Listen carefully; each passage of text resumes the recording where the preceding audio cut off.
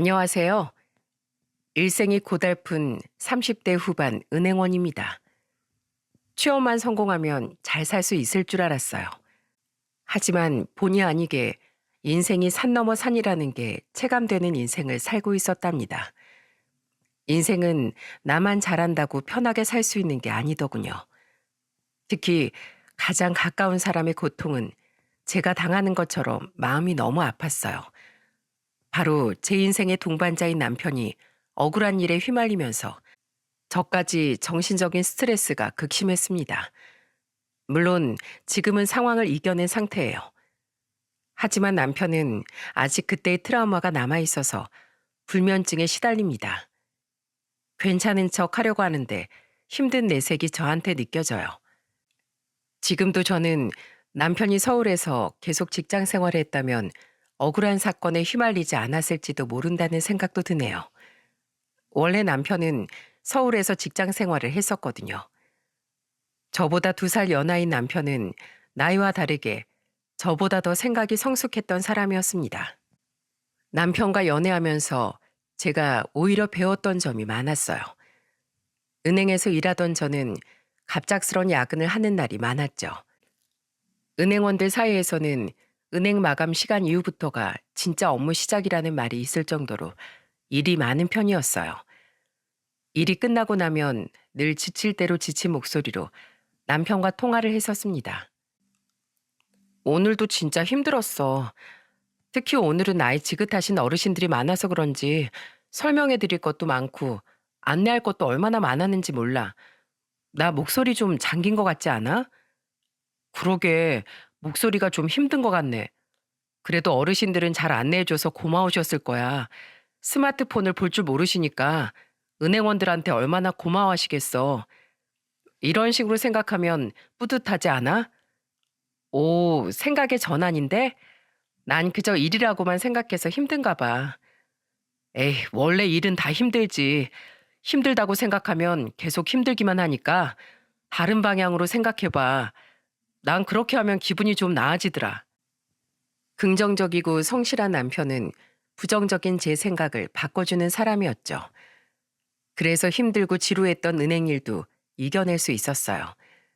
그래서 저는 남편과 자연스럽게 결혼까지 생각하게 됐었답니다. 연애 기간이 3년이나 되다 보니까 양가 어른들을 몇 번 뵙기도 했어요. 그러던 과정에서 저는 남편이 시부모님께 하는 모습을 보고 더 확고하게 결혼을 결심하기도 했답니다. 결혼 전에 남자들이 친어머니한테 어떻게 행동하는지를 꼭 봐야 한다는 말 들어보셨습니까? 어머니한테 잘하는 남자가 나중에 결혼해서도 잘 산다는 말이에요. 이 말을 굳게 믿었던 남편이 어머님께 자상하게 대하는 모습이 참 보기 좋았답니다. 결혼 준비를 앞두고 시댁 식구들과 밥을 먹었던 날이었죠. 그때 남편이 어머님을 보면서 자상하게 물었어요. 요즘 일교차가 커서 감기 걸리기 딱 좋은 날씨인데 가디건이라도 챙겨오시지 그러셨어요. 아이고, 내 정신 좀 봐. 깜빡했네. 이런 건 아버지가 좀 챙겨주시면 좋을 텐데. 그쵸? 엄마 추우시면 제 겉옷이라도 걸치세요. 아이고, 우리 아들이 걱정해줘서 내가 아주 무병장수하겠어. 어머님은 그때 남편의 말에 기쁜 목소리로 말했어요. 그 모습을 지켜보던 아버님이 호탕한 웃음소리를 내면서 말하셨습니다. 저러니까 네 엄마가 남편보다 아들이 더 낫다고 하는 거야. 내가 오늘도 아들한테 완전히 졌네. 졌어. 아버님의 장난스러운 말에 남편은 맞장구를 치면서 대답했어요. 저 보셨죠? 아버지 좀 더 분발하셔야겠어요. 그래, 내가 말려내. 아들한테 질 수 없지. 다음에는 내가 다 챙길게. 두 사람의 대화에 그 자리에 있던 식구들이 모두 즐거운 웃음소리를 내며 웃음이 터졌습니다. 소박하지만 화목한 분위기의 시댁이 저는 참 편안했어요. 그래서 그런지 저와 남편은 결혼까지 꼴이 나는 과정에서 문제될 게 하나도 없었죠. 양가 부모님 모두 저희 결혼을 축하해 줬었고 주변 사람들도 모두 잘 살 거라면서 덕담을 해줄 정도였습니다. 하지만 불행은 웃고 있는 사람의 뒤통수를 치고 벼랑간 온다는 말이 있지 않습니까? 결혼 후 행복한 신혼을 즐기던 저와 남편한테 불행이 닥쳤던 건 결혼 1년 만이었어요. 평소와 다름없던 저녁에 남편한테 다급한 전화 한 통이 울렸죠. 그 전화를 건 사람은 어머님이었고 놀라셨는지 더듬거리는 말투로 남편한테 전화를 하신 겁니다. 영아나, 지금 아버지가, 아버지가, 엄마, 무슨 일이세요? 네? 진정하고 말씀해 보세요. 어떡하니? 네 아버지가 갑자기 구토하면서 쓰러지길래 구급차 타고 병원 응급실로 왔어. 검사 결과 기다리는데 엄마 너무 무서워. 네? 아버지가요? 지금 어디 병원에 계세요? 제가 지금 바로 갈게요. 남편이 당황한 목소리로 전화를 받길래 옆에서 무슨 전화냐면서 캐물었어요. 알고 보니까 어머님은 응급실에서 아버님 검사 결과를 기다리시다가 겁이 나서 남편한테 전화하셨던 겁니다. 저는 남편과 같이 시부모 고향 근처 병원 응급실로 향했고 그곳에서 사시나무 떨듯 떨고 있는 어머님을 보게 됐죠. 남편은 어머님을 보자마자 안아드리면서 물었어요. 많이 놀라셨죠? 어떡하니? 네 아버지 뇌출혈이래. 어떡해? 수술 동의서 받고 지금 수술 들어갔는데 괜찮겠지? 아니 멀쩡한 사람이 하루아침에 이게 무슨 일이야? 괜찮을 거예요. 아버지 강하신 분이잖아요. 엄마 괜찮아요. 다 내 탓이야. 아침부터 머리 아프다고 할 때 병원에 같이 갔었어야 했는데 아무것도 모르고 두통약만 줬어.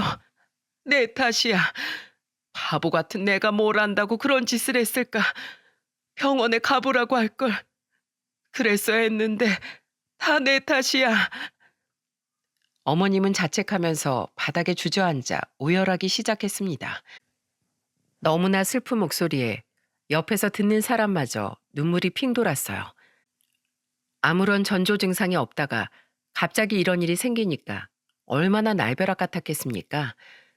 마지막 희망은 부디 아버님이 수술을 잘 받으시고 이겨내길 기도하는 것뿐이었습니다. 주변에서도 소문이 자자했던 인고 부부였던 만큼 얼른 아버님이 건강한 모습으로 돌아오길 바랬어요. 하지만 하늘은 왜 그렇게 좋은 사람들은 빨리 데려가는 걸까요? 온 가족이 그렇게 빌고 빌었지만 끝내 아버님은 사랑하는 가족을 두고 먼 길을 떠나셨습니다. 아버님의 마지막을 전하는 의사의 말을 듣고 어머님은 그 자리에서 기절까지 하셨어요. 어제까지도 곁에 있던 아버님이 허망하게 떠난 게 믿기지 않았던 겁니다. 결국 남편과 시동생은 기절한 어머님을 챙기면서 빈소까지 차리느라 슬퍼할 겨를이 없었어요. 겨우 빈소가 차려졌고 어머님도 정신을 차리시고 아버님 장례식장까지 겨우 오셨죠. 그때 저는 사랑하는 사람을 잃은 어머님의 울음소리에 같이 울었어요. 어머님은 눈물도 닦지 못하고 하염없이 울면서 소리치셨습니다. 여보, 이렇게 가버리면 나 혼자서 어떻게 살라고 이렇게 가. 내가 어떻게 살아. 다 내 탓이야. 당신 이렇게 만든 사람 나야. 그러니까 나도 데려가. 제발 나도 같이 데려가줘. 어머님의 오열하는 울음소리에 남편이 부둥켜 안고 달래드렸어요. 하지만 어머님의 오열은 멈출 줄을 몰랐죠. 그러다 어머님이 탈진 증상을 보이시길래 시동생이 급하게 생수를 챙겨와서 어머님을 챙기면서 말했어요. 엄마 탓 아니에요. 그래도 엄만 끝까지 아버지 곁에서 최선을 다했잖아요. 하늘에서 아버진 엄마 탓 안 하실 거예요. 그러니까 제발 기운 좀 차리세요. 네 엄마가 죄인이야. 내가 죄인이지. 차라리 내 숨통을 끊어가세요. 어떤 위로도 들리지 않던 어머님은 가슴을 치면서 우셨어요. 저는 빈소에서 어머님을 챙기고 손님까지 맞이하면서 분주히 움직였습니다. 그때 친정 부모님도 조문을 오셔서 슬픔을 같이 했어요. 친정엄마는 지쳐서 멍해진 어머님의 손을 잡아주면서 말했습니다. 사돈, 끼니는 챙기시는 거예요? 많이 힘들어 보이세요. 안 사돈, 저는 밥 먹을 자격도 없어요. 남편이 죽어가는 것도 모르고 옆에서 밥 먹고 잠도 자던 사람이 저예요. 그게 무슨 소리예요? 사람 팔자는 부처님 손바닥이라고 하잖아요. 안사돈 잘못 하나도 없습니다. 여기 오는 사람 중에 누가 안사돈을 탓하겠어요. 힘드시겠지만 마음 좀 추스르세요. 친정엄마는 계속해서 본인을 자책하던 어머님을 걱정했어요. 그래서 그날 조문하러 왔다가 하루 종일 어머님 곁에서 손을 잡아줄 정도였습니다.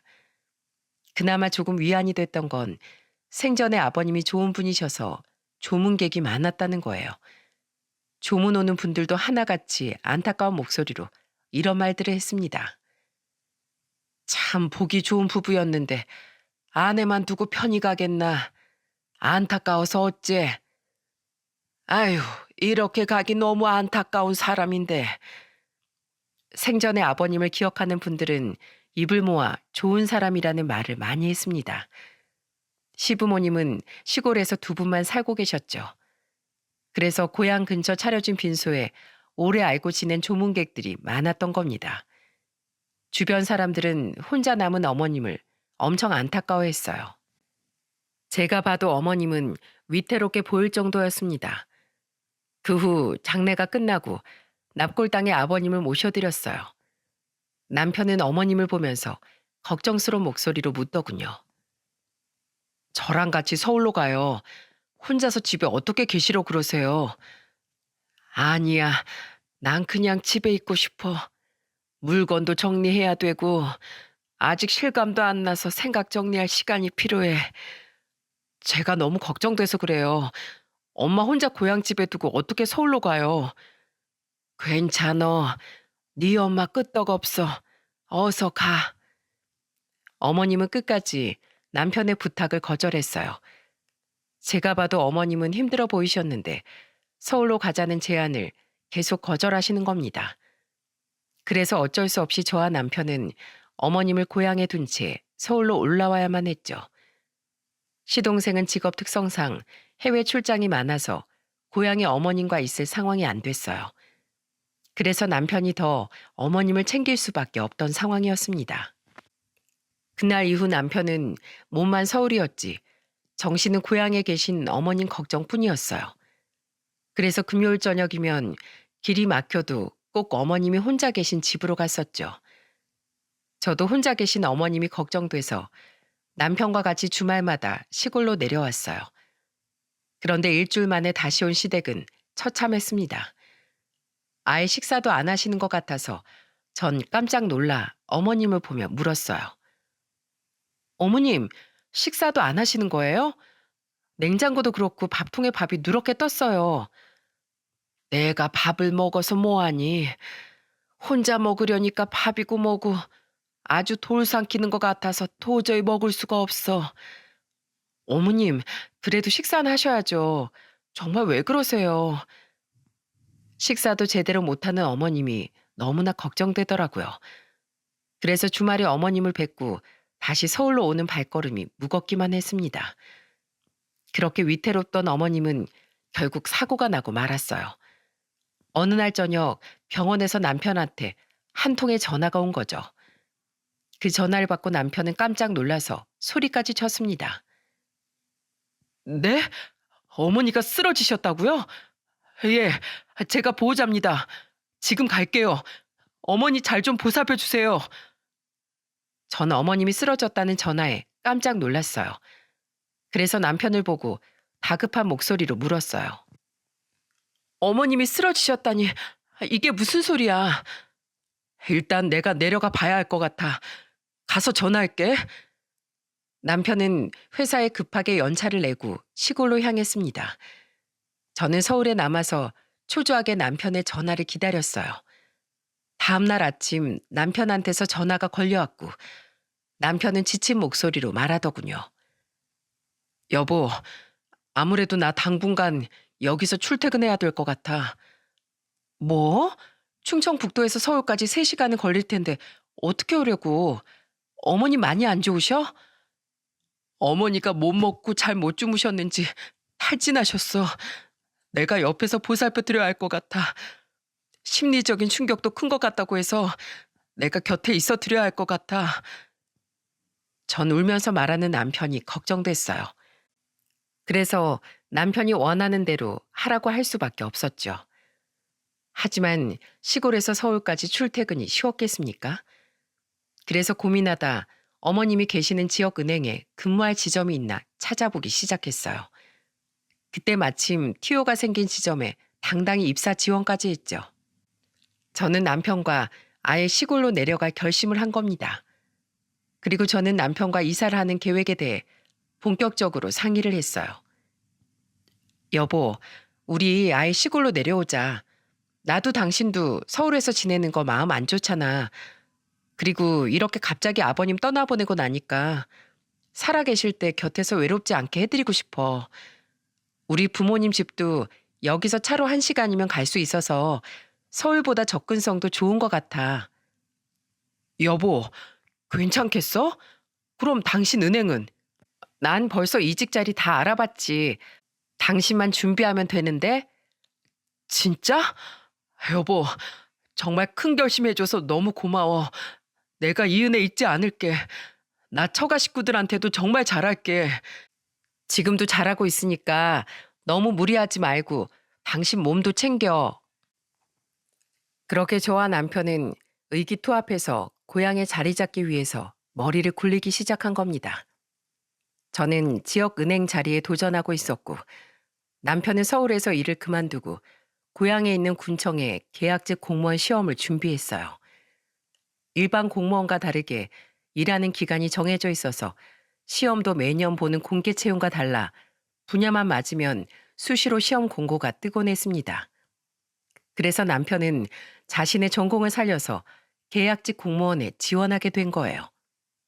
하늘에 계신 아버님이 어서 고향에 자리 잡으라고 살펴주셨는지 저와 남편은 고군분투 끝에 성공적으로 이직을 하게 됐습니다. 정말 이사까지 하고 나니까 새 출발하는 기분도 들고 감회가 새로웠습니다. 저는 이사를 마치고 남편에게 다짐을 하듯 말했어요. 우리 여기서 정말 후회 없이 잘 살자. 양가 부모님께도 잘하고 우리 부부도 여기서 단란한 가정 만드는 게 내 꿈이야. 난 당신만 있으면 다 잘할 수 있어. 서울에서는 어머님 걱정에 밤잠까지 설치던 남편이 고향에 내려오니까 표정도 밝아지고 편안해 보이더군요.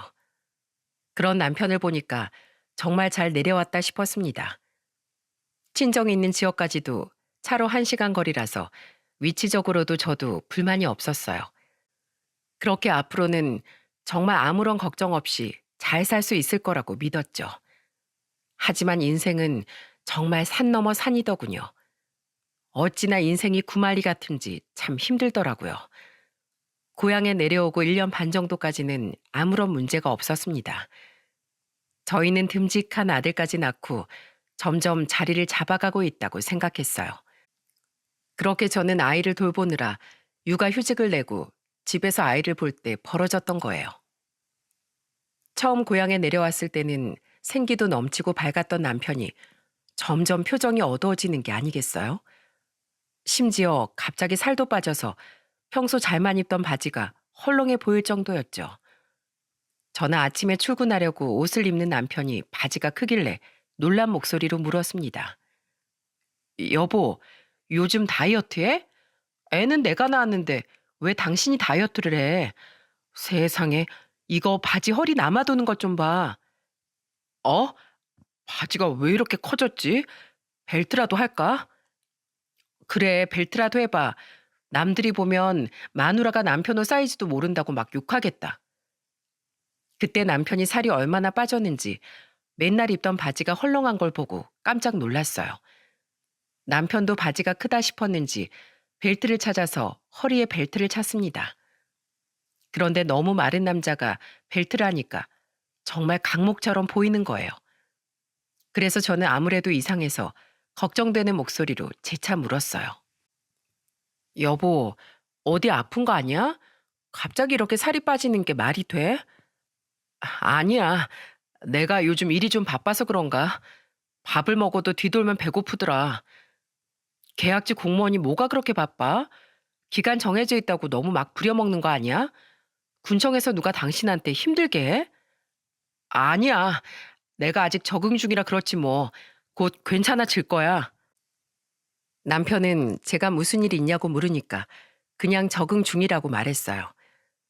그때는 아무래도 젊은 나이에 새로 적응하는 것보다 나이 들어서 새로 적응하는 게 더 힘들 수도 있겠다는 생각이었죠. 워낙 남편이 힘든 내색을 안 해서 전혀 눈치채지 못했어요. 그래서 저는 다음 날 바지 허리가 남을 정도로 살이 빠진 남편을 위해서 옷을 사온 겁니다. 남편은 제 속도 모르고 옷을 사다 주니까 웃으면서 말하더군요. 뭘 이런 걸 사왔어. 그냥 벨트하고 입어도 되는데 당신 옷이나 사지. 밖에서 일하는 당신 옷을 사줘야지. 내 옷을 왜 사? 옷이 날개라더니 잘 맞네. 당신이 사다 줘서 그런지 마음에 쏙 든다. 이렇게 당신 웃는 거 진짜 오랜만에 보는 거 알아? 정말? 내가 그랬어? 그래. 당신 요새 잘 웃지도 않고 같이 밥을 먹어도 통 무슨 생각을 하는 건지 알 수가 없었다니까. 누가 텃세 부려? 아니, 그런 거 없어. 당신도 적응 중이라 힘들었던 것 같은데 힘내. 우리 집 가장이 기죽어 있는 모습 보면 내 속이 편하겠어? 누가 텃세 부리면 나한테 말해. 내가 아주 홍군형을 내줄 테니까. 그래, 난 우리 마누라 있어서 든든하다. 오랜만에 활짝 웃는 남편 모습을 보니까 마음이 한결 편안해졌어요. 그런데 안심하는 것도 잠시 이해할 수 없는 일이 생긴 거죠. 사준 지 얼마 안 된 새 바지를 세탁하려고 주머니를 살피고 있었는데 엉덩이 밑쪽이 찢어져 있는 겁니다. 세상에 책상 앞에서 일하는 사람이 엉덩이 밑에가 찢어질 일이 뭐가 있겠습니까? 저는 너무 놀라서 남편을 불러서 바지를 보여주면서 물었어요. 여보, 바지 이 구멍 뭐야? 당신 어디 산에서 굴렀어? 바지에 흙먼지도 그렇고 몇 년 입은 바지처럼 이게 뭐야? 그게 군청에서 시설 점검 나갔다가 넘어졌는데 구멍이 난 줄을 몰랐네. 당신은 전산 담당인데 왜 시설 점검을 나가? 일손이 부족해서 지원 나간 거야. 다신 그런 일 없어. 새 바지가 찢어져서 어떡해? 지금 바지가 문제야? 바지가 찢어질 정도로 넘어졌으면 당신도 어디 다쳤을 거 아니야. 다친 곳은 없어? 난 괜찮아. 벌써 며칠 전 일인데. 난 멀쩡해. 안 그러던 사람이 왜 그렇게 여기저기 사고를 치고 다녀. 속상해서 정말. 저는 답답한 마음에 한숨을 쉬면서 하소연을 내뱉었습니다. 안 그러던 사람이 살도 빠지고 심지어 다치는 걸 보니까 정말 속상하더라고요. 그래서 저도 모르게 남편 속도 모르고 속마음이 튀어나오고 만 겁니다. 그 후 저는 집에서 애를 보다가도 남편이 집에 오면 유심히 살펴보게 됐어요. 오늘은 어디 다친 곳 없나 계속 신경이 쓰이더라고요.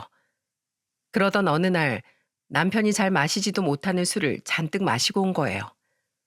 무슨 일이 있으면 차라리 속 시원하게 털어놨으면 좋겠는데 자꾸 술에 취해 들어오는 날이 늘어만 갔습니다. 그날도 저는 술에 취한 남편 겉옷을 벗겨주려고 다가갔어요. 그런데 남편 겉옷을 벗겨주려다가 저는 목 부근에 있던 상처를 보게 된 겁니다. 저는 깜짝 놀라서 남편을 흔들어 깨우면서 소리쳤어요. 당신, 목에 상처 이거 뭐야? 또 어디서 이렇게 긁혀서 온 거야? 왜 그래?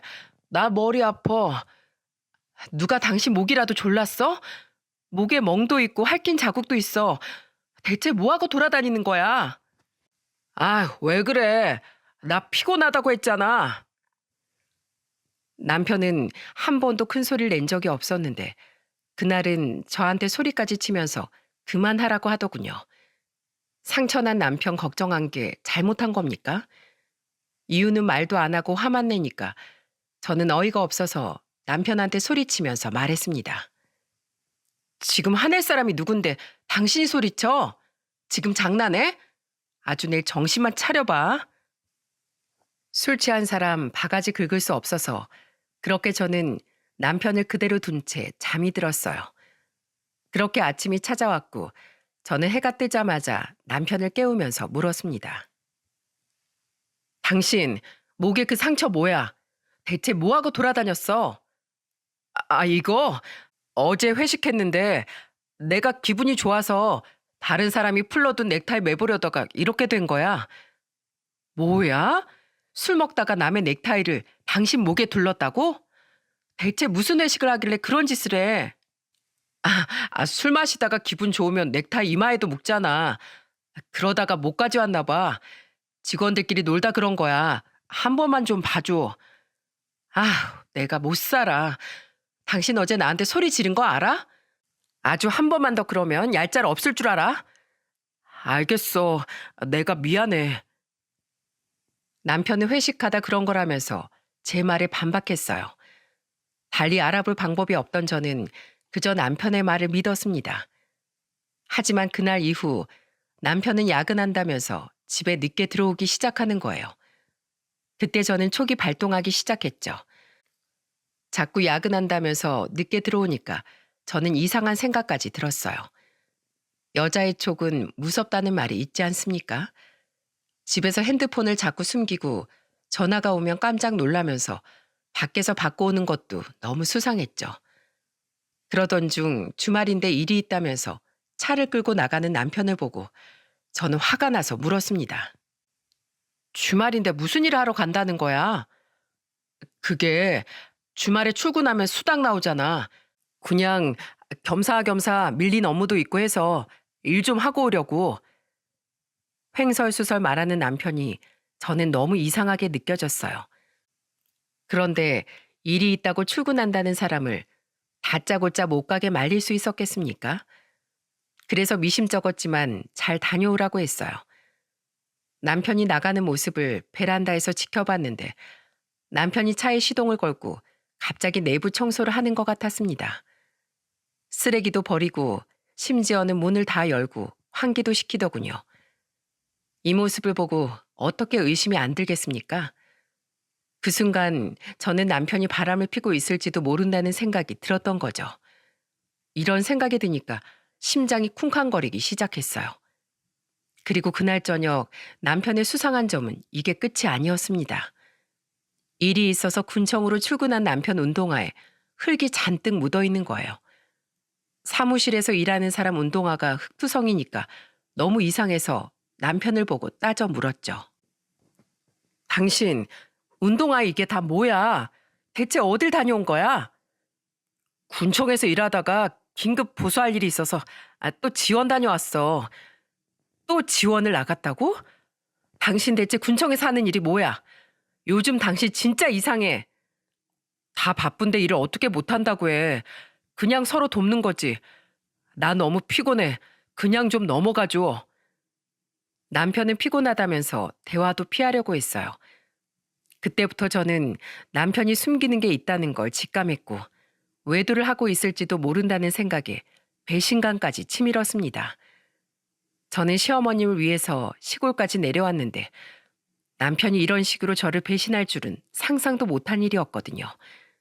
심지어 제 이런 의심의 정점을 찍는 결정적인 사건이 또 터져버린 거죠.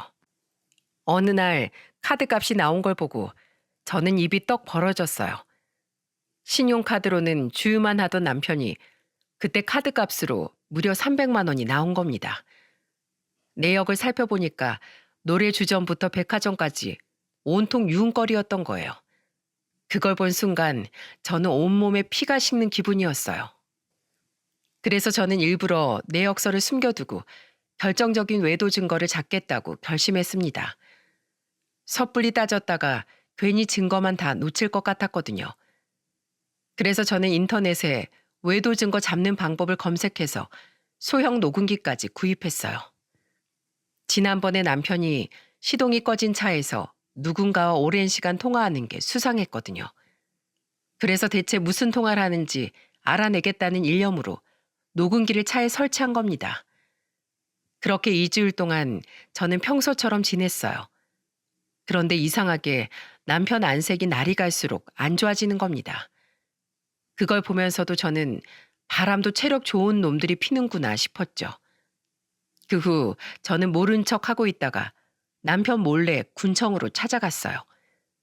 그리고 저는 군청에서 정말 눈이 뒤집어지는 장면을 목격하게 된 겁니다. 그동안 남편을 의심했던 제가 한심할 정도로 제가 목격한 장면은 처참했어요. 바로 제 남편이 다른 직원들한테 쌍욕을 들으면서 잡초를 뽑고 있는 게 아니겠어요? 제가 두 눈으로 목격한 장면은 이랬어요. 한 직원이 쭈그리고 앉아있는 남편을 발로 툭툭 치면서 비아냥거리면서 소리치는 겁니다. 여기 안 보여? 잡초를 뽑으라고 잡초를. 눈은 장식으로 달고 다녀? 눈 뜬 장님이 따로 없네. 죄송합니다. 제가 못 봤어요. 그러니까 눈을 똑바로 뜨고 다니라고. 계약직 주제에 어디서 까불어? 오늘 아침에도 나보고 인사 똑바로 안 했지? 어? 나 보면 바로 달려와서 90도로 인사부터 하라고 했잖아. 오늘 여기 있는 잡초 다 뽑고 들어와. 알겠어? 모가지가 뻣뻣한 것 같으니까 고개 팍 숙이는 방법부터 잡초 뽑으면서 배우고 들어와. 목장갑을 끼고 잡초를 뽑는 남편을 둔 채 두 사람을 낄낄거리면서 들어갔어요. 그때 저는 한 걸음에 남편 앞으로 달려갔습니다. 저를 본 남편은 귀신이라도 본 것처럼 소리치더군요. 여보, 전화도 없이 여긴 왜 왔어? 지금 그게 문제야? 저놈들 뭐냐고. 그동안 대체 무슨 꼴을 당하고 있던 거야? 여보, 일단 진정해. 내가 다 설명할게. 제발 내가 부탁할게. 내가 차키 줄 테니까 얼른 집에 가. 같이 가. 당신 여기서 일하는 거 나 1분 1초도 못 봐. 제발 여보, 당신이 이럴수록 내가 더 비참해져. 제발 내가 부탁할게. 남편은 저한테 애걸복걸하면서 부탁했습니다. 그러면서 저한테 차키를 쥐어주면서 제발 먼저 집에 가달라고 애원하는 겁니다. 쩔쩔매는 남편을 보면서 저는 눈물을 흘리면서 차로 갔어요. 차에 탄 순간 저는 제가 설치해둔 녹음기가 떠올랐죠. 저는 허겁지겁 녹음기를 재생했고 숨겨진 진실을 마주한 순간 저는 무너져 내렸습니다. 그리고 그대로 집으로 갈 수가 없었어요. 그 지옥 같은 곳에 남편을 두고 제가 어떻게 혼자 갈 수 있겠습니까? 그래서 녹음기를 들고 잔뜩 화가 난 채로 쳐들어갔던 겁니다. 군청에 들어서자 아까 잔디밭에서 남편을 발로 툭툭 치던 2명의 직원 중 다른 한 명이 남편한테 종이를 던지면서 고성을 지르고 있었어요. 야, 계약직, 서류 똑바로 못 봐? 그렇게 남의 서류 하나하나 지적을 하더니 왜 네 보고서는 이따위야? 다시 해와. 표준 양식으로 작성한 건데 새로 하라고 하시면 어떤 양식을 써야 하는 건지. 내가 그것까지 알려줘?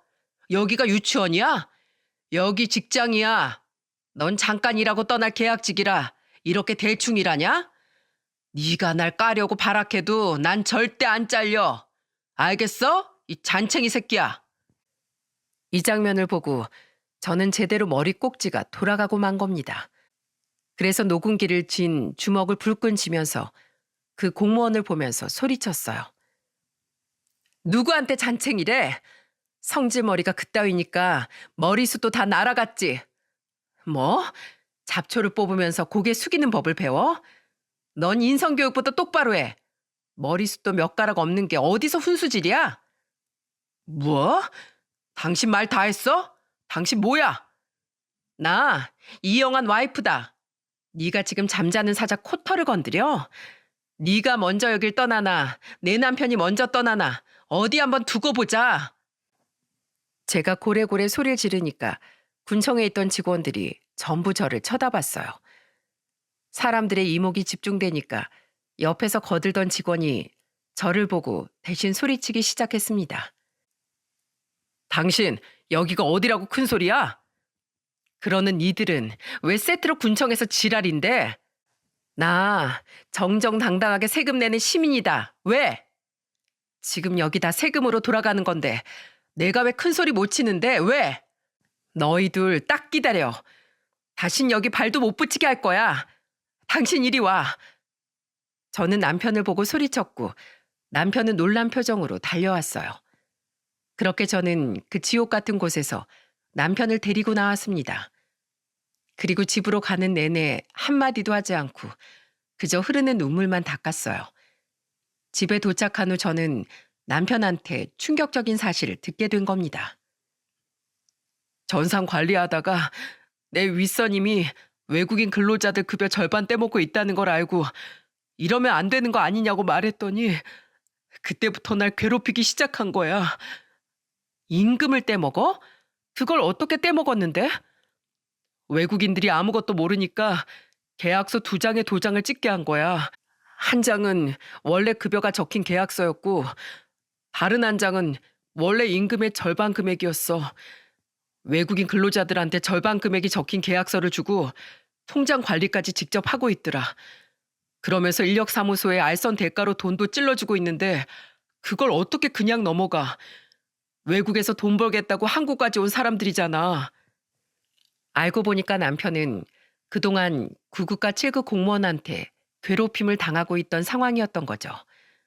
둘이서 외국인 근로자들 임금을 빼돌리고 있었고 그걸 알게 된 남편은 우선은 자초지종을 들으려고 했던 거예요. 자기들의 범죄가 들키니까 남편을 괴롭히면서 나가게 하려던 거였죠. 진짜 비열하고 비겁하지 않습니까? 심지어 그동안 남편이 고발이라도 할까봐 아예 감시까지 하고 있었다는 말에 저는 속이 썩어가는 것 같았습니다. 저는 모든 사실을 알게 되자 남편한테 울면서 하소연을 했어요. 나한테 말을 했었어야지. 난 그것도 모르고 당신 바람 피는 줄 알고 무슨 짓을 했는 줄 알아? 미안해. 당신이 나 믿고 여기까지 왔는데 내가 어떻게 일을 그만둘 수 있어. 당신이랑 우리 애 생각해서라도 내가 도저히 그럴 수가 없었어. 당신이 이렇게 힘들게 번 돈을 내가 어떻게 써. 그동안 남편과 저는 쌓여있던 오해를 드디어 풀 수 있었습니다. 그리고 저는 남편한테 녹음기를 설치했던 사실을 털어놨어요. 그 안에는 그동안 남편이 차로 출퇴근을 시키던 것까지 다 녹음된 상태였죠. 결국 괴롭힘 증거까지 생생하게 다 남아있게 된 겁니다. 저는 더 이상 두고 볼 수 없었고 다음날 경찰에 두 공무원을 바로 고발했어요. 그리고 시청 홈페이지에 공무원 비리와 직장 내 갑질을 밝히는 글도 쓰기 시작했습니다. 땡땡 군청에서 표준 근로계약서 조작과 말단 직원한테 갑질 및 괴롭힘을 주동했던 2명의 공무원을 고발합니다. 제가 쓴 글은 그 동네 맘카페에 퍼지기 시작했고 또 다른 증언들이 속속히 밝혀지기 시작한 거죠.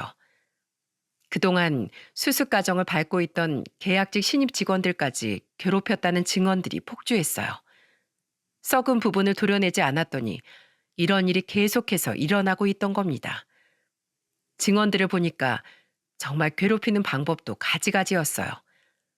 공무원으로 정식 임용되기 전에 일정 기간 동안 실무를 하면서 일을 배우는 제도가 있는데 이 기간이 끝나면 떡을 돌리라고 강요를 했다는 겁니다.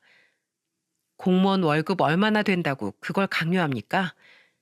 심지어 피해 직원은 전화 통화를 녹음했던 파일까지 같이 올렸더군요. 그 피해 직원이 쓴 글에는 정말 처참한 현실이 그대로 담겨 있었습니다. 공무원 집단에서 누군가를 비리로 고발하는 일은 참 어렵습니다. 워낙 좁은 사회다 보니까 익명으로 신고해도 누가 신고했는지 금방 알 수 있어요. 그래서 저도 신고를 망설였는데 이 글을 보니까 지난 과거가 떠올라서 용기 내서 글을 씁니다. 저 2사람 한두 번이 아니에요. 아마 피해자 계속 나올 겁니다. 저는 보관하고 있던 통화 내용 같이 올립니다. 부디 정의는 살아있다는 걸 꼭 보여주시길 바랍니다. 그리고 통화 녹음을 들어보니까 익숙한 목소리로 신입 공무원을 협박하는 목소리가 들렸습니다. 공무원은 첫 발 내딛는 게 중요한 거 알지? 15 끝나면 나한테 제일 먼저 똑 돌려. 알겠어? 눈치껏 해, 눈치껏. 내 말대로 안 하면 앞으로 사회생활 힘들어질 줄 알아. 정말 자기가 뭐가 되길래 남의 사회생활까지 지고 흔들려고 하는지 어이가 없더군요. 제가 신호탄을 쏘자 여기저기서 괴롭힘을 당했다는 증언들이 쏟아졌습니다. 군청 공무원들의 비리와 괴롭힘이 작은 동네를 뒤집었어요. 결국 어머님 귀에까지 들어가서 남편을 부둥켜 안은 채 목 놓아 우셨습니다. 내 새끼, 그동안 얼마나 힘들었어. 엄마한테 말하지 그랬어. 미안하다. 내가 너한테 침만 됐어. 아니에요. 다 제 선택이에요. 좋은 모습만 보여드리고 싶었는데 너무 죄송해요. 아니다. 나 때문에 힘들었지. 미안하구나. 내가 널 봐서라도 정신을 차렸어야 했는데 너를 볼 면목이 없구나. 어머님은 하염없이 울면서 남편을 끌어안고 우셨어요. 남편이 무슨 죄가 있겠습니까? 그저 아버님 먼저 떠나보내고 어머님께라도 더 효도하려던 생각뿐이었어요. 그런 남편이 이런 엄청난 일을 당했다고 하니까 저도 정말 속이 너무 썩어가는 것 같았습니다. 그래도 남편과 모든 증거를 모아서 고발한 결과 주동자들은 결국 직위 해제 처리가 됐더군요. 외국인 근로자들 임금을 떼먹었던 건 출입국 관리법 위반으로 형사처벌까지 받게 된 겁니다. 그리고 직장 내 괴롭힘도 너무 많은 비리가 밝혀지면서 징계위로부터 직위 해제 처리까지 된 거죠. 이런 불명예 퇴직이 어디 있습니까? 그 두 사람은 마지막 징계 결과가 나오기 전에 남편을 찾아와서 빌기까지 했어요. 영환 씨, 내가 잘못했어. 나 먹여 살려야 될 처자식이 셋이야. 영환 씨랑 합의를 봐야 직위 해제라도 면할 수 있을 것 같아서 그래. 내가 이렇게 부탁할게. 와, 자기를 밥그릇 뺏길 위기에 처하니까 그제서야 살려달라고 비는 꼴이 어찌나 우스웠는지 모릅니다. 그때 남편은 기가 막혔는지 바지가랑이를 붙들고 매달리는 손을 뿌리치면서 소리쳤어요. 당신들만 지킬 가정이 있는 줄 알아? 당신들이 돈 떼먹은 외국인 근로자들도 다 고향에 있는 가족들 먹여 살리려고 온 사람들이라고. 끝까지 이렇게 이기적이야? 당신들은 그 자리에 있으면 안 되는 사람들이야. 알겠어? 영환 씨, 제발 내가 이렇게 빌게. 제발 한 번만. 남편이 싫다는데도 계속해서 매달리는 꼴들이 우습더군요. 그래서 보다 못한 제가 냉수를 한 바가지 떠서 1층으로 내려왔습니다. 그리고 그 두 사람이 보이자마자 물을 냅다 뿌려버렸어요. 그리고 초겨울에 냉수를 뒤집어 쓴 두 사람을 보고 소리쳤습니다. 아직도 정신 못 차렸네. 어디서 살려달라는 말이 나와? 그동안 니들 둘이서 했던 짓 생각하면 직위 해제도 모자라. 알아? 냉수 맞고 정신이나 차려라. 한 바가지 더 맞기 싫으면 썩 꺼져. 제가 바가지를 던질 기세로 소리치자 얼굴에 있는 물기도 제대로 못 닦고 주랭랑을 치더군요. 저는 도망치는 둘을 보면서 남편과 배를 잡고 웃었습니다. 정말 오랜만에 크게 웃었던 것 같아요. 결국 군청에서 쫓겨난 사람은 남편을 괴롭히던 두 사람이었습니다. 마지막까지 군청에 남아서 맡은 바 일을 다 할 수 있던 건 남편이었어요. 옛말에 개구리 올챙이적 생각 못한다는 말이 있지 않습니까? 요즘 살기가 어려워서 그런지 사람들이 작은 실수에도 다들 예민하게 화를 내는 것 같아요. 하지만 누구에게나 처음은 있다고 생각합니다. 어른들도 처음부터 어른은 아니었으니까요. 제가 이런 사연을 보냈던 것도 저는 사람들이 조금 더 너그러졌으면 좋겠다는 생각에 보내게 됐답니다. 우리가 주변 실수에 조금만 관대해진다면 아마 세상은 훨씬 더 살기 좋은 세상이 될 거라고 믿어요. 우리 아이들에게 조금 더 살기 좋은 세상을 물려줄 수 있지 않을까요? 살기 팍팍한 세상이라도 서로 좋은 말과 배려의 말을 건네다 보면 훨씬 좋은 사회를 이룰 수 있다고 생각해요. 저의 고발로 다른 피해자분들이 용기를 냈던 것처럼 한 사람의 작은 변화도 큰 변화를 이끌어낼 수 있다고 생각합니다. 곧 있으면 남편도 계약 기간이 끝나는데 과거를 떠올려 보니까 울고 웃는 세월이 많았던 것 같네요. 아, 그리고 그때 카드 내역서에 있던 백화점 사용 금액이 있었잖아요. 그거 알고 보니까 남편이 저희 친정 어머니한테 선물을 해줬던 거더라고요. 전 그것도 모르고 바람을 피고 있다고 생각한 게 참 부끄러웠어요. 그때 갑질 공무원들이 남편한테 뜯어간 돈을 갚는데 백화점 돈은 왜 안 주나 해서 물어보니까 남편이 그러더군요. 그거 내가 처가댁 갔을 때 장모님 겉옷이 얇아 보여서 내가 산 거야. 뭐? 에이, 그럼 나한테 말했어야지. 엄마도 말 안 해서 나 진짜 몰랐어.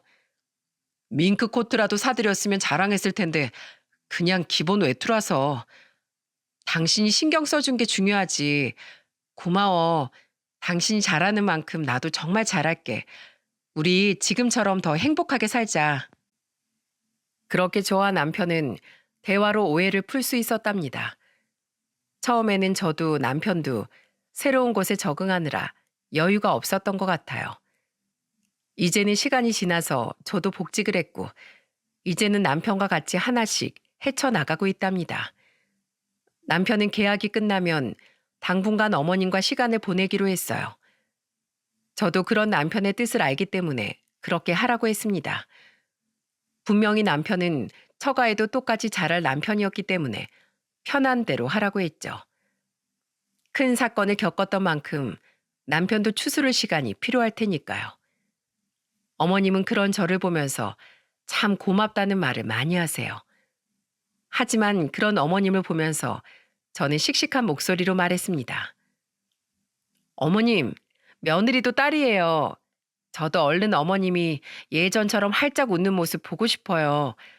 그러니까 당분간은 아무 생각 없이 아들이랑 즐거운 시간 보내세요. 고맙다. 내가 정말 며느리 복이 많은 사람이야. 저는 시부모님 복이 많은 사람인가 봐요. 어머님, 오래오래 건강하세요.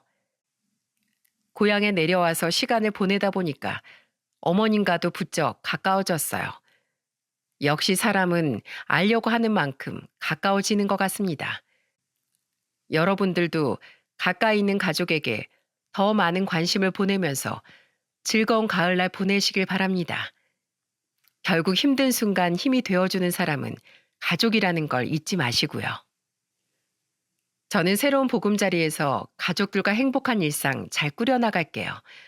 많은 응원 부탁드립니다.